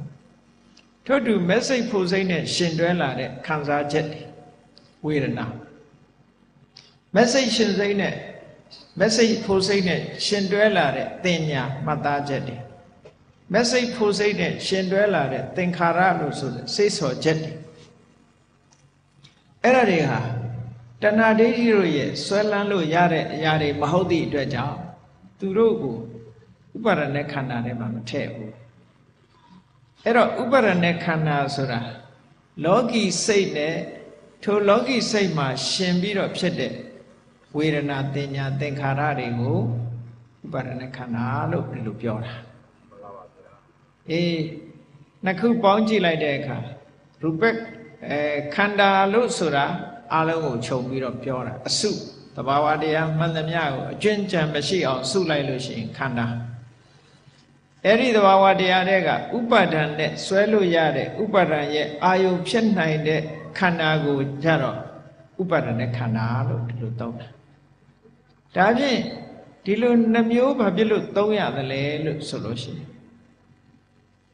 ပထမသုံးလိုက်တာကတော့သာမညအားဖြင့်နော်ဘာဝတရားတွေအလုံးကိုစုပေါင်းပြီးတော့ပြောတဲ့အနေနဲ့သုံးလိုက်တာနောက်ဟာကျတော့အာသဝတရားတွေဥပါဒံတရားတွေရဲ့ဆွဲလန်းရတတ်တတ်ကိုထုတ်ပြီးတော့ပြတဲ့အနေနဲ့သုံးတာဒါဖြင့်ဘာဖြစ်လို့ထုတ်ပြီးတော့ပြရသလဲလို့ဆိုလို့ရှိရင်ဝိပဿနာရှုဖို့အတွက်ဝိပဿနာရှုတဲ့အခါမှာအာယုံအဖြစ်သုံးပြုဖို့မြတ်စွာဘုရားကဥပါဒณะခန္ဓာကိုဟောတာအဲ့တော့လောကုတ္တရာစိတ်စေတသိက်တွေကိုရှုလို့မရဘူးဘာလို့မရသလဲကိုမမရတာမရတဲ့ဟာဆိုတာရှုလို့မရရှိတဲ့ဟာပဲရှုလို့ရတဏှာရဲ့ဆွဲလန်းရာခန္ဓာကိုတဏှာကိုဖြုတ်ဖို့ရှုရဒိဋ္ဌိဆွဲလန်းတဲ့ခန္ဓာကိုဒိဋ္ဌိဖြုတ်ဖို့ရှုတယ်မဆွဲမှမဆွဲတာဘာသွားဖြုတ်เสียမရှိเนาะဒါကြောင့်မို့ရှုเสียလည်းမလိုဘူးလို့ဒီလိုပြောတာเนาะမှန်ပါပါဗျာအဲ့ဒါကြောင့်မို့လို့အစွဲပြုတ်ဖို့အတွက်ကမ္မထအလုပ်လုပ်တယ်ဆိုတာနှစ်ပေါင်းများစွာကငါဟာလို့တွေ့တာလာခဲ့တယ်ငါလို့ထင်မှတ်လာခဲ့တယ်အဲ့ဒီထင်မှတ်နေတဲ့အမှားကြီးကိုပျောက်ကွယ်သွားအောင်အမှန်မြင်လာအောင်ရှုမှတ်ပွားများတာကိုအဲ့ဒီရှုမှတ်ပွားများတဲ့အခါဒီအမှားလို့မြင်တဲ့အရာကိုပဲထပ်ကြည့်ဖို့လိုတယ်တခြားဟာကိုကြည့်ရမှာမဟုတ်ဘူးဘယ်ပေါ်မှာငါလို့ထင်နေသလဲဘယ်ပေါ်မှာငါဥစ္စာလို့ထင်နေသလဲငါလို့ထင်တဲ့အရာကိုငါပျောက်သွားသည့်အထိအောင်တဘာဝမြင်သည့်အထိအောင်ကြည့်ဖို့လိုတယ်ငါဟာလို့ထင်တဲ့အရာတခုတကယ်ငါဟာဟုတ်ကလားလို့ဆိုတာစစ်စစ်ကြည့်ရှုတဲ့အနေနဲ့ကြည့်ရအဲ့ဒီငါဟာလို့ထင်တဲ့အထင်ပျောက်သွားသည့်အထိအောင်ရှုရမယ်လို့ဒီလိုပြောဒါကြောင့်မို့လို့ဥပါဒณะခန္ဓာဆိုတာဝိပဿနာရှုเสียအာယုံကိုပြဖို့ရအတွက်မြတ်စွာဘုရားကဥပါဒณะခန္ဓာကိုဟောတယ်ခန္ဓာကိုဟောတာတော့တာမညသဘာဝတရားတွေအလုံးကိုခြုံငုံပြီးတော့ဟောတယ်လို့ဒီလိုမှတ်ရမယ်ဒါဖြင့်မြတ်စွာဘုရားကခန္ဓာကိုဘာဖြစ်လို့၅ပါးတဲ့ဟောလဲ6ပါး9ပါး10ပါး9ပါးဟောလို့မရဘူးလားသို့မဟုတ်၅ပါးဆိုတာမများဘူးလား2ခုလောက်ဟောလိုက်မရဘူးလားရူပခန္ဓာနဲ့နာမခန္ဓာဆိုပြီးတော့2ခုလောက်တည်းဟောလိုက်ရင်မရဘူးလားလို့မေးစရာတွေရှိလာမေးစရာရှိလာတဲ့အခါကျသဘာဝတရားတစ်ခုမြတ်စွာဘုရားဟောပြီးစအမှတ်တမဲ့မဟုတ်ဘူးခန္ဓာဘာကြောင့်5ခုလိုအပ်တယ်လဲလို့ဆိုလို့ရှိရင်ကြည့်5မျိုးပြောမှပြည့်စုံနေဆိုတဲ့အဓိပ္ပာယ်ပြောတယ်5ခုပြောမှဒီသဘာဝတရားကိုရှုမြင်သုံးသပ်တဲ့အခါမှာဒီ5မျိုးကိုခွဲခြားပြီးတော့ပြောနိုင်ပါကဲဆိုပါစို့ ဘုန်းကြီးတို့တွေလူတွေဟာနေစဉ်နဲ့အမျှမနေ့ချိန်မှဆိုရင်နာနဲ့စာစားတယ်နေ့လည်ဆိုရင်နေ့လည်စာစားကြညနေရောက်တဲ့အခါညနေစာစားကြအစာစားတယ်ဆိုရင်ဗျာအဲ့ဒီလိုအစာတစ်ခုစားဖို့ရအတွက်ဘယ်နှခုလိုအပ်တယ်လဲစဉ်းစားကြည့်ဘယ်နှခုလိုအပ်တယ်လဲဆိုစားတော့မယ်ဆိုလို့ရှိရင်စားတဲ့လူရှိဖို့လိုအပ်တယ်နော်ဟုတ်ပါပါဗျာစားတဲ့လူကတယောက်ဖြစ်မယ်အဲ့ဒီလူစားဖို့ရအတွက်ထည့်ပေးတဲ့ခွက်ရောပကံတို့ရောမလိုဘူးလားလိုပါတယ်ဗျာဩစားတဲ့လူရဲ့သူစားတာကထမင်းကိုစားမယ်ထမင်းစားတယ်ဆိုပါစို့ဩစားတဲ့လူရှိပြီဆိုလို့ရှိရင်ထမင်းပကံရှိဖို့လိုတယ်ထမင်းရှိဖို့လိုတယ်ပြီးတော့ဗာရှိဖို့လိုသေးတော့ဟင်းရှိဖို့မလိုဘူးလားလိုပါတယ်ဗျာလိုတယ်နောက်တစ်ခုဗာလိုသေးတယ်ဆိုလို့ရှိရင်ထမင်းဟင်းဆိုတာမိုးပေါ်ကျလာတာမဟုတ်ဘူးချက်တဲ့လူရှိရသေးတယ်မှန်ပါပါဗျာချက်တဲ့လူလိုတယ်ဆိုတော့ဘယ်နှခုဖြစ်သွားလဲ၅ခုဖြစ်သွားတယ်ဟုတ်ကဲ့ထမင်းစားဖို့ရအတွက်၅ခုရှိတယ်အဲ့ဒီသဘောလေးကိုတတိထားဖို့စားတဲ့လူကစားလိုက်တယ်အဲ့ဒီစားတဲ့လူကဘာကိုစားတာတုံးဆိုရင်ထမင်းကိုစားတာဘာနဲ့စားတာတုံးဆိုဟင်းနဲ့စားတာနော်ဘယ်မှာထည့်စားတာတုံးဆိုခွက်ထဲမှာပကံထဲမှာထည့်စားဘယ်သူချက်ထားလဲဆိုချက်တဲ့လူရှိတယ်ဟုတ်ကဲ့လားမှန်ပါပါဗျာအဲ့ဒီ၅ခုပြောမှပြည့်စုံအနှုတ်ဆိုရင်တစ်ခုလိုနေတယ်အဲ့ဒါမျိုးလိုပဲကြည့်ဝိညာဉ်နဲ့ခန္ဓာဟာစားသုံးသူနဲ့လာတာတူတယ်အရာရာစိတ်ကဆုံးဖြတ်နေတာလေစိတ်ကသိနေတာဒါကြောင့်မို့သူကစားသုံးသူနဲ့တူတယ်အဲ့ဒီဝိညာဉ်နဲ့ခန္ဓာကစားတဲ့အခါဘာပေါ်မှာဘာကိုစားတယ်လဲလို့ဆိုလို့ရှိရင်ဝမ်းသာခြင်းဝမ်းနည်းခြင်းဆိုတဲ့ခံစားချက်တွေသူ့တဏ္ဍမှာဖြစ်တာအဲ့ဒါစားရနဲ့အလားတန်တူတယ်ပေါ့အတွေ့အကြုံတွေကအဲ့တော့ဝေဒနာခန္ဓာကစားစရာနဲ့မတူဘူးလားတူပါတယ်ဗျာတူတယ်ဝေဒနာခန္ဓာစားစရာဟာပို့ပြီးတော့မေရရှက်ရရှိအောင်ဟင်းဆိုတာပါလာရတယ်အဲ့ဒီဟင်းနဲ့အလားတန်တူတာကဘာလဲလို့ဆိုရင်တင်ညက်ခန္ဓာ तू ကမှတ်ပေးရတယ်အရသာပိုရှိအောင် तू ကမှတ်ပေးတယ်မတင့်တယ်တာကိုတင့်တယ်တယ်လို့ထင်အောင် तू ကမှတ်ပေးတယ်နော်မလှတာကိုလှတယ်လို့ထင်အောင် तू ကနေပြီးတော့အမှတ်ကလေးလွဲပေးမှဟိုကလူကပိုအရသာရှိတယ်ကြည့်လေဆိုပါစို့ငယ်ငယ်တုန်းကကာတွန်းလေးတစ်ခုတွေ့ဘူးလေကာတွန်းလေးတစ်ခုတွေ့ဘူးလေရှေ့ကသွားနေတဲ့လူတယောက်ကနောက်ကနေလိုက်ချီးတဲ့လူငယ်တယောက်နှစ်ယောက်ရှိတယ်ပေါ့ရှေ့ကသွားတဲ့ပုံတရံကသူကဝတ်စားထားတာလည်းပဲ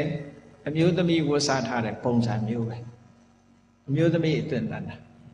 နောက်ကလိုက်လာတဲ့လူကအဲ့ဒီအမျိုးသမီးကိုလှတယ်ချောတယ်လို့စိတ်ကထင်းတယ်ညနာတော့သူမမြင်ဘူးနော်မှန်ပါပါဗျာ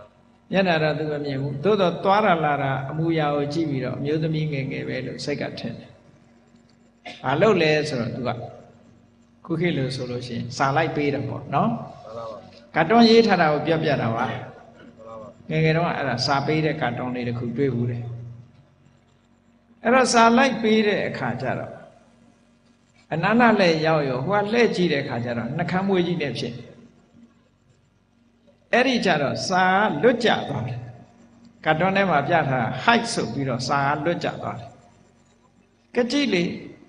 သူနောက်ကနေကြည့်တဲ့အခါကျတော့သူအမျိုးသမီးထင်တဲ့အခါမှာစိတ်အားတွေတက်ကြွတယ်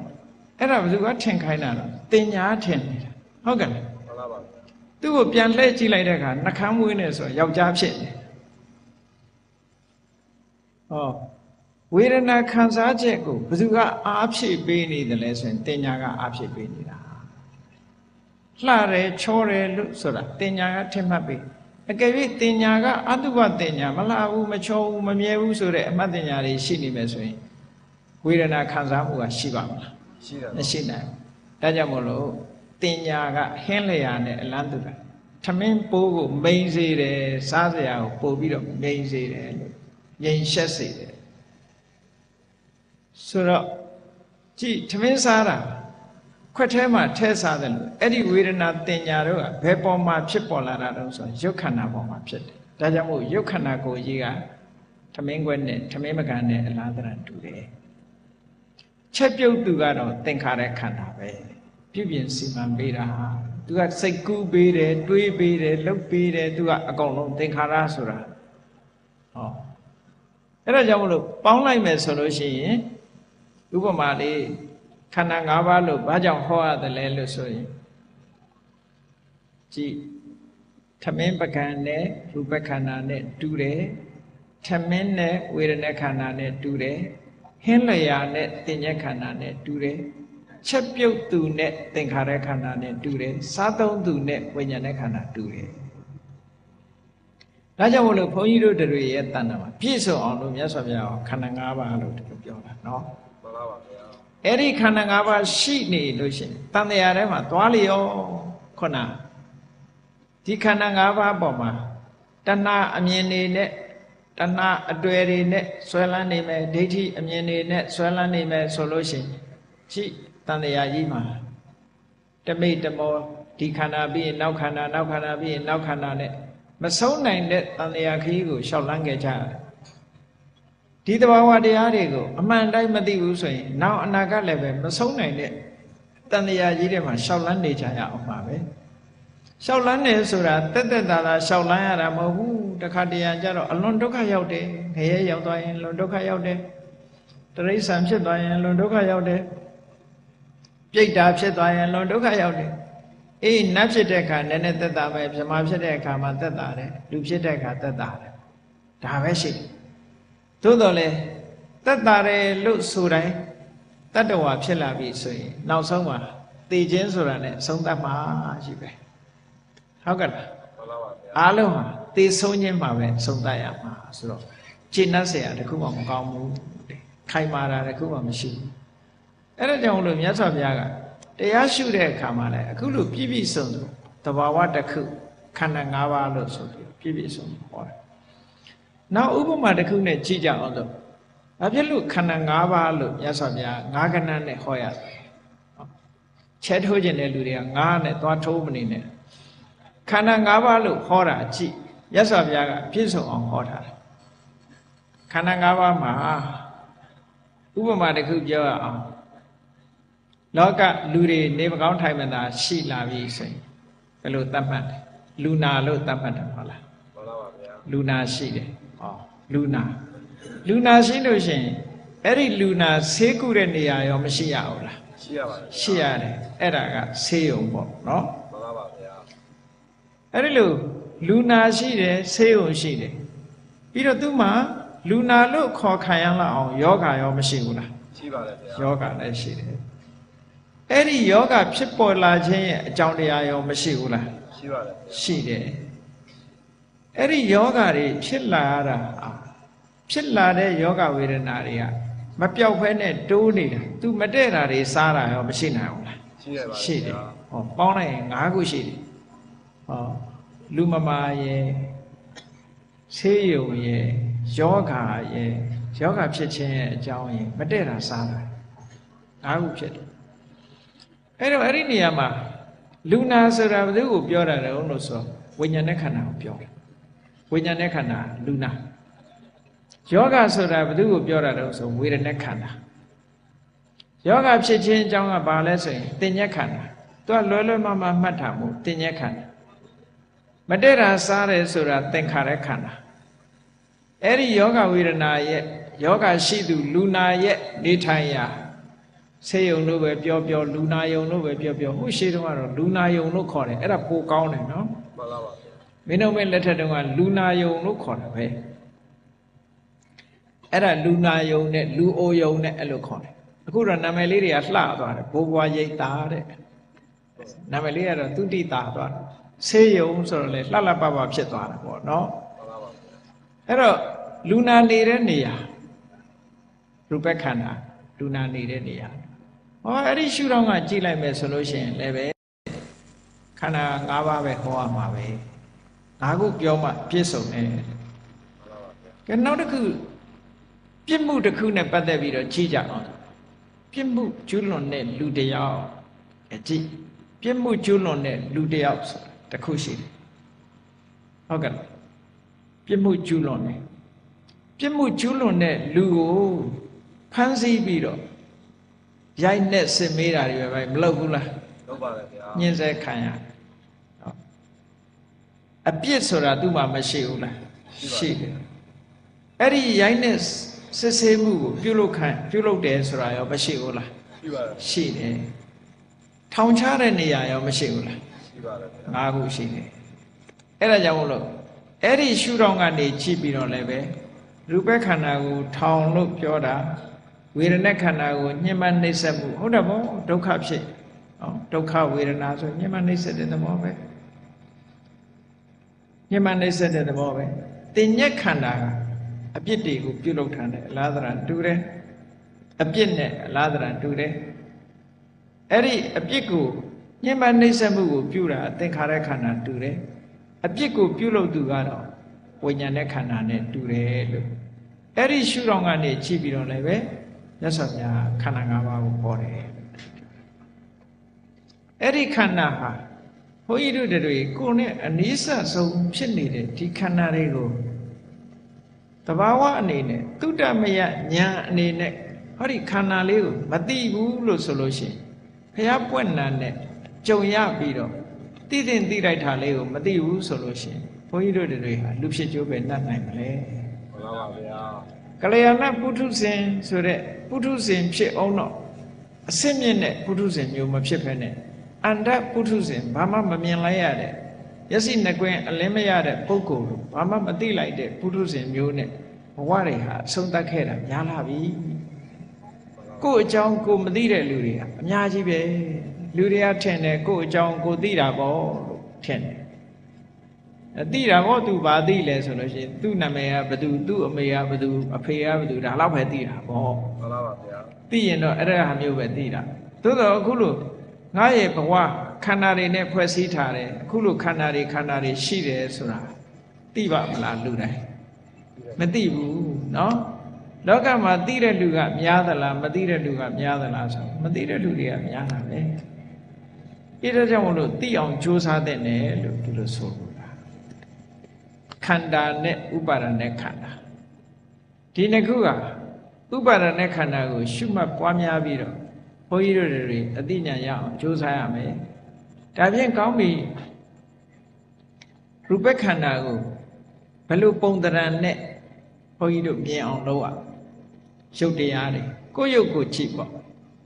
ကိုယ်တဏ္ဍာမှာရှိတဲ့ခုနတုန်းကရုပ်တရားတွေကိုအချင်းချင်းပြောပြထားတယ်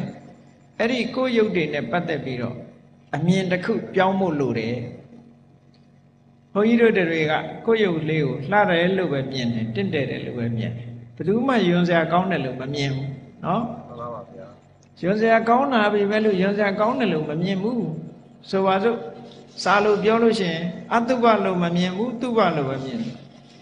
ဒီခက်တာကဗမာပြည်မှာအတုပလို့ပြောလိုက်လို့ရှိရင်မသာချတာပဲသွားတွေးနော်ဒီနေရာမှာမသာချတာကိုပြောတာမဟုတ်ဘူးမတင့်တယ်ဘူးယွန်စရာကောင်းတယ်ကိုပြောတာ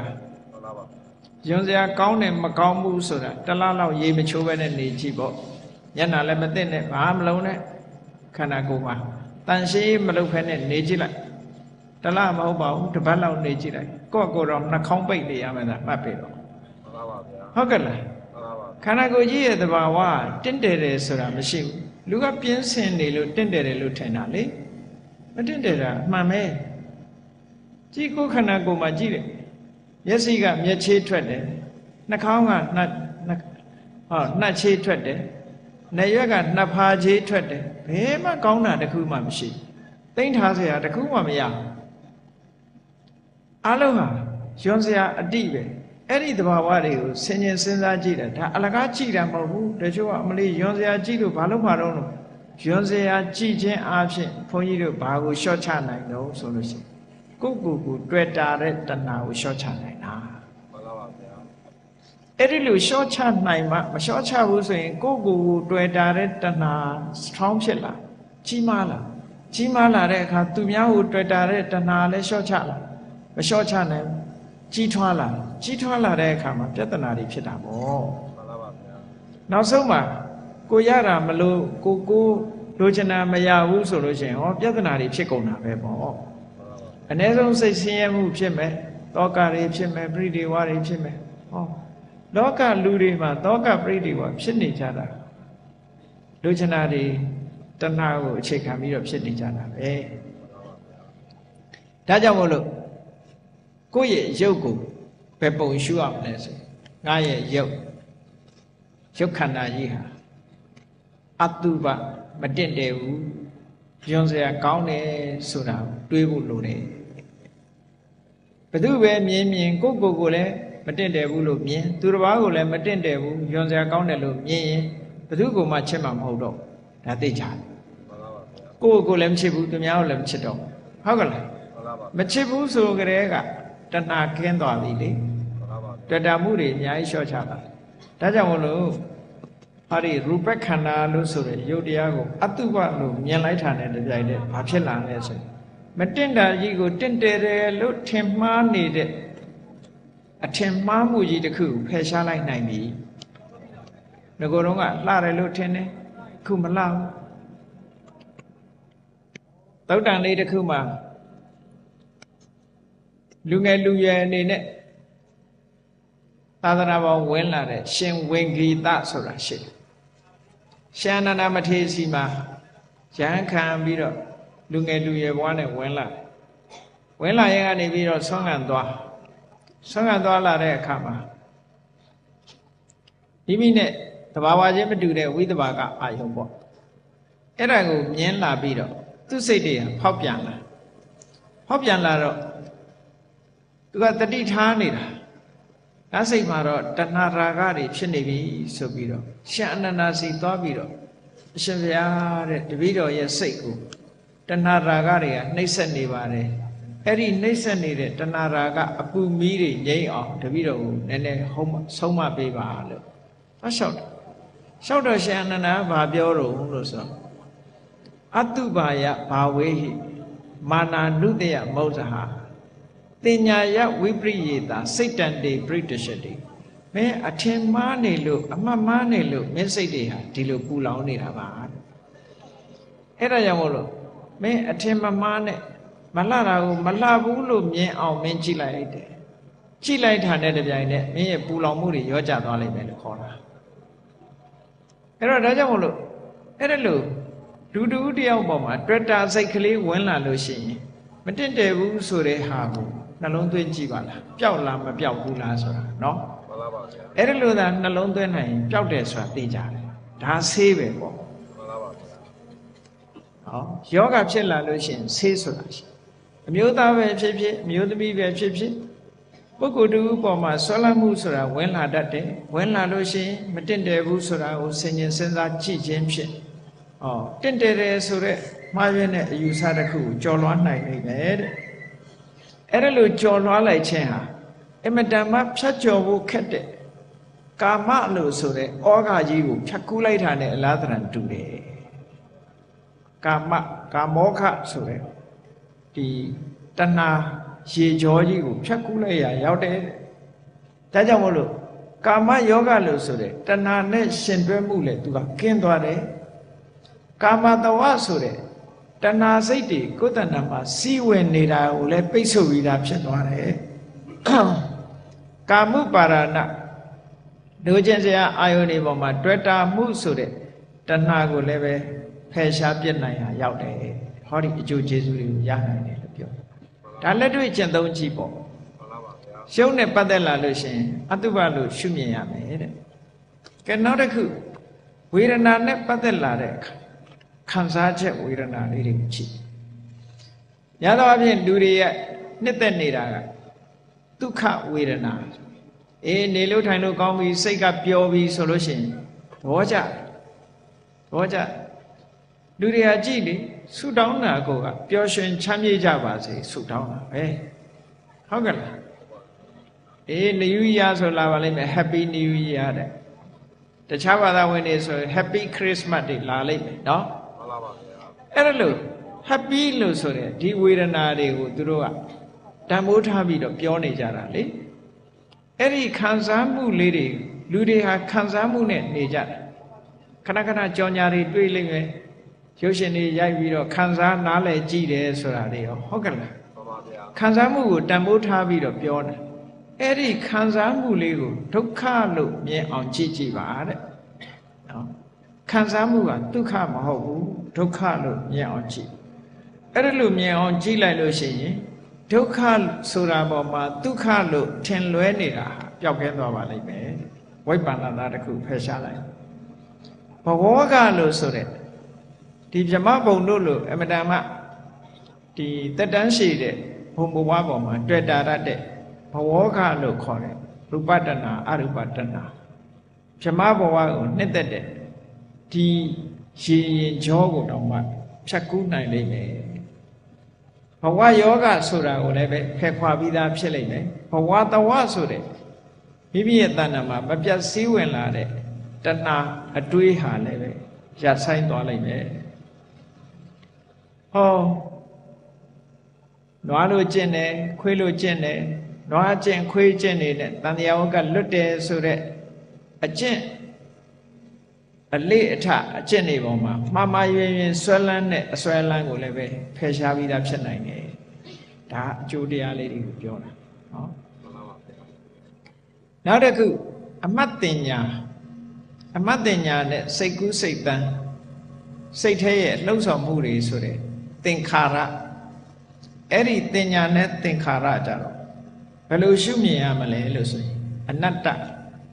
ဘာမှမရှိဘူးသဘာဝတရားတက်တက်တာဖြစ်တယ်ငါဖြစ်ချင်တဲ့အတိုင်းဖြစ်တဲ့အရာတွေမဟုတ်ဘူးငါအလိုတိုင်းမဖြစ်ဘူးလို့ဆိုတဲ့အနတ္တရှုထောင့်နဲ့ရှုမြင်အောင်ကြိုးစားပါတဲ့အဲ့ဒါလိုရှုမြင်အောင်ကြိုးစားလိုက်လို့ရှိရင်အတ္တမဟုတ်တာကိုအနတ္တဖြစ်နေတဲ့သဘာဝတရားကိုအတ္တလို့မှားယွင်းနေတဲ့ဝိပ္ပန္နတာအတွေ့အကြည့်တစ်ခုဖယ်ရှားနိုင်လိမ့်မယ်တဲ့ဒိဋ္ဌောကလို့ခေါ်တဲ့မှားယွင်းတဲ့အယူအဆဒီလှိုင်းကြီးကိုဖြတ်ကူးပြီးသားဖြစ်သွားလိမ့်မယ်ဒိဋ္ဌိယောဂလို့ဆိုတဲ့မှားယွင်းတဲ့အယူအဆကြီးနဲ့တွဲနေတာကိုဖြုတ်ပယ်ပြီးသားဖြစ်သွားလိမ့်မယ်ဒိဋ္ဌာသဝလို့ခေါ်တဲ့မှားယွင်းတဲ့အယူအဆဆိုတာစီးဝင်နေတဲ့အာသဝတရားကလည်းပဲလွတ်မြောက်သွားနိုင်တယ်ဒါသာအမှန်လို့စိတ်ထဲမှာကိုယ်အယူပေါ်မှာဒါသာအမှန်လို့တွေးနေတဲ့ဒီအတွေးကြီးကိုလည်းပဲဖြိုခွဲပစ်ပြီးတော့သွားနိုင်လိမ့်မယ်ကိုယ့်ရဲ့အယူအဆပေါ်မှာဆွဲလန်းနေတဲ့အတ္တဝါဒုပါဒံကိုလည်းပဲဖယ်ရှားပစ်နိုင်လိမ့်မယ်လို့ဟောဒီအကျိုးတရားတွေကိုရတယ်တဲ့ဟောနောက်တစ်ခုကဝိညာဉ်နဲ့ခန္ဓာနဲ့ပတ်သက်တယ်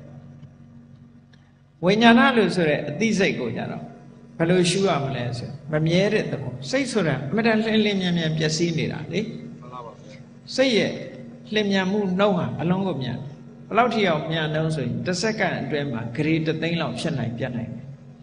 အဲ့ဒါလောက်ဖြစ်ပြမြန်နေတဲ့စိတ်ကိုပဲဘုန်းကြီးတို့တွေကမြဲတယ်လို့ထင်နေတာဟုတ်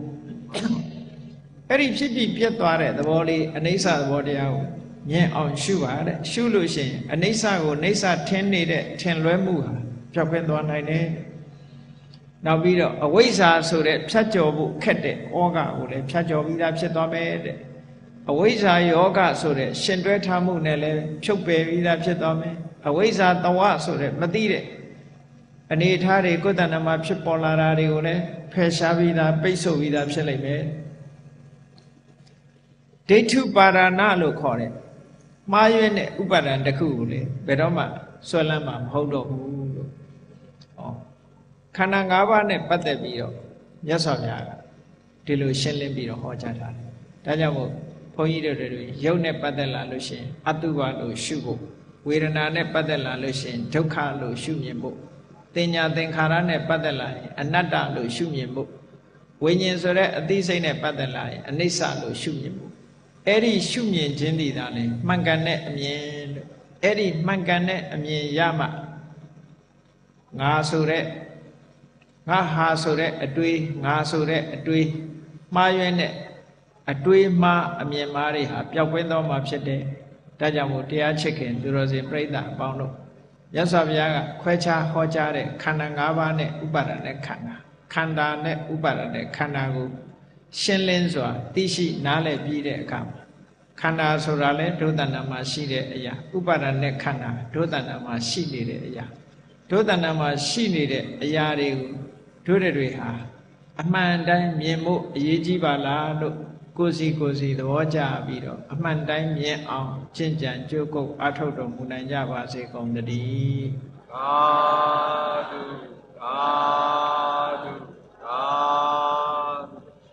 ကဲမေတ္တာပို့ရအောင်တတ္တဝါများစွာတတ္တဝါများစွာဘေးရန်ကွာချမ်းသာကြပါစေမေတ္တာရေချမ်းသောငါဖြံငြိမ်းချမ်းကြပါစေလက်ရှိချမ်းပါစိတ်ချမ်းသာတို့ရဆန္ဒပြည့်ပါစေဓမ္မောတရံပိဝိတဝါနဝိသာတဗ္ဗေတမုဟတံအစရမရာတိတိဘာဝနိဗ္ဗာနံယန္တုတာရောဓမ္မောတရံလောဘဒေါသမောဟစိတ်တောက်ကင်းပြောက်ကြည်တရားစေကိုပိဝိတဝါဝန္တာရှင်ပြတောက်ကြရနာကြရကုန်သောကြောင့်ဝိသာတဗ္ဗေပူဇာညစ်နောက်ကိလေသာအစေတောက်ဟူသမျှတို့သည်သမုဟတာပိဉ္ကြဘက်တွင်ရေမတင်တဲ့ကဲ့သို့ကင်းစင်လွင်ပြောင်းပေမရအောင်ပယ်ဖြောက်အပ်ကုန်သည်ဟောတုစင်စစ်မသွေဖြစ်ကြပါစေကုန်သတည်းအစရမရံအိုခြင်းလဲကွာနာခြင်းလဲကင်းသိခြင်းလဲရှင်ထသောတိတိဘဝကိလေသာဟုပုခတိကင်းခြင်းရာအစစ်ဖြစ်ပေထသောနိဗ္ဗာန်နိဗ္ဗာန်ဟုခေါ်အေးမြူတော်သို့သာရောတရားချစ်ခင်စိတ်ကောင်းဝိညာသူတော်စင်များတို့သည်ယန္တုပါရမီအဆင့်ဆင့်မြင့်တယ်မြင်၍မလင့်ပုံသေးဆက်ရောက်တော်မူကြပါစေကုန်သတည်း